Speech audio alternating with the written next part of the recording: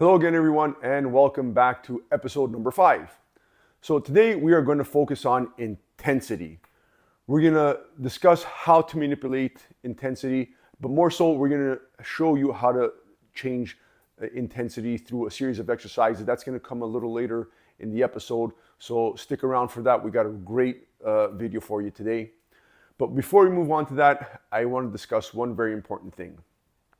Now, I know a lot of you have been following us through these episodes. Thank you very much.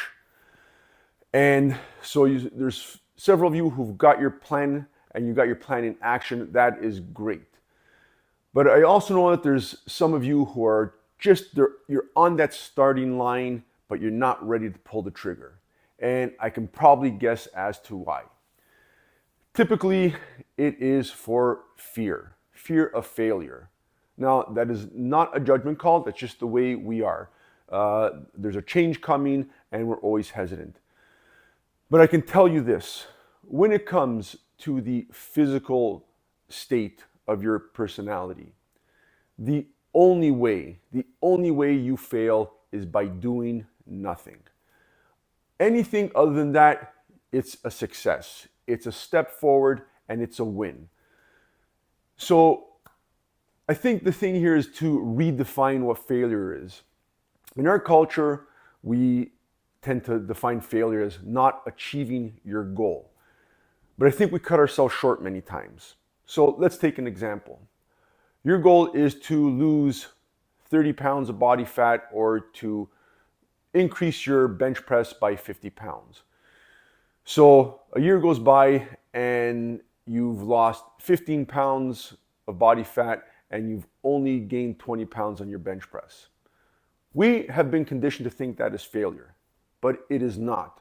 You've moved towards your goal. That space in between where you are and where you want to get is not failure. That is challenge. That's what that space in between is called. Because nobody's going to give you that part easy. It just doesn't happen that way, especially with our bodies. We always have to work to get there. So we've been conditioned to think that not getting to your goal in the time allotted is failure. But like I said, it is absolutely not failure because you've made gains. Too many times we just expect too much of ourselves. Time is on our side. It's not against us. So if your goal is 30 pounds and you've only lost 15, or your goal is 50 pounds increase in the bench press if you've only gotten to 20, what we need to do in between is change. There's something in there that we need to manipulate, whether it's nutrition, whether it's frequency of the exercise, intensity, but there's something in there that we need to manipulate to make that change happen. So again, not failure, but challenge. That is what we have in between where we are and where we want to get to. So I want you to keep that in mind because it's very important, because I think that'll help you pull the trigger for the starting gun. You can't fail. Failing is doing nothing. Everything else is a win. So please pull that trigger. Now we're going to move on to speaking about the intensity. Okay, so let's get to work. Manipulating intensity in exercise can be done in 3 ways: by volume, by time, and by resistance. So volume. Volume would be, let's take some examples. You run for 1 kilometer. Increasing volume would mean adding a kilometer to that, or distance to that. So 1 kilometer, you want to increase your resistance, increase your intensity. That 1 kilometer becomes 1.5 kilometers or 2 kilometers. The progression depends on you. If we're talking about working in the gym, then that volume becomes increasing the amount of sets or repetitions. When it comes to time, let's speak of, let's say, swimming. So you're not worried about distance, how many laps you've covered, but you're in the pool for so long, let's call it 30 minutes. And you have more time in your hands and you want to increase the intensity, so that 30 minutes now becomes 40 minutes. So obviously you will have added volume, but you're not counting laps, you're just counting time. So this can apply to running situations, swimming, events where again, you can increase that intensity, you can increase that time. It's a time factor. The last way to manipulate intensity is by resistance.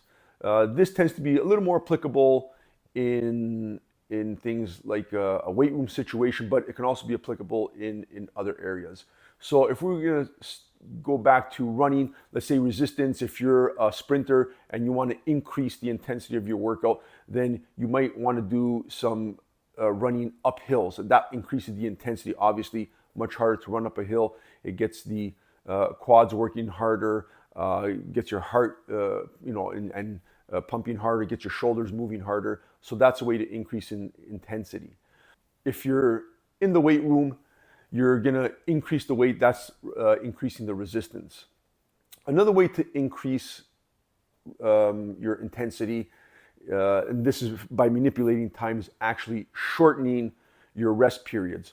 So if you are a sprinter and you're running 50 meters and you're running them every 3 minutes, you may want to increase your intensity by shortening your rest time. This has a different effect on the body. It's making you work harder with less rest. This also applies to the weight room. So again, if you don't want to change the amount of weight you're using, and you don't have any more time, you, again, as opposed to resting 2 or 3 minutes in between your sets, you close down or you shorten your rest period. That is another way of increasing the intensity of your workout. So the exercises we're going to have Adamo demonstrate have been chosen for a specific reason. We want to give you exercises that you can do when you're in a limited space. This is an alternative system that you can use when you're not in your regular place of activity. So if you are a jogger, a swimmer, whatever that may be, volleyball player, or even if you choose to use the weight room, but you can't get to one because you're on vacation or you have a work trip, whatever the situation may be, we're going to set up a series of exercises that you can do as a warm-up and as a workout. So Adamo is going to show you first the warm-up style and then the more dynamic style, which you can use as your workout. Now, as the warm-up, you can use that as your warm-up and then leading into your workout. But if you're just starting into exercise and activity, you can watch what he does for the warm-up, and that can be your workout. Now, in terms of how much, the volume that you're going to do, how many sets, how many repetitions, typically as a warm-up, you want to do anywhere from 10 to 15 repetitions. You might want to rest a couple of minutes in between, and you might want to do that for 2 or 3 sets. And again, the intensity, the pace is not heavy. You're relaxing, you're maybe some light stretching in between. The second time he demonstrates it is going to be much more dynamic. And again, in terms of the intensity, that's still up to you. So you can do it for 10 to 15 repetitions. If you find that easy, you might want to up the volume to 20, 30, depending on the exercise and how many sets, and also time.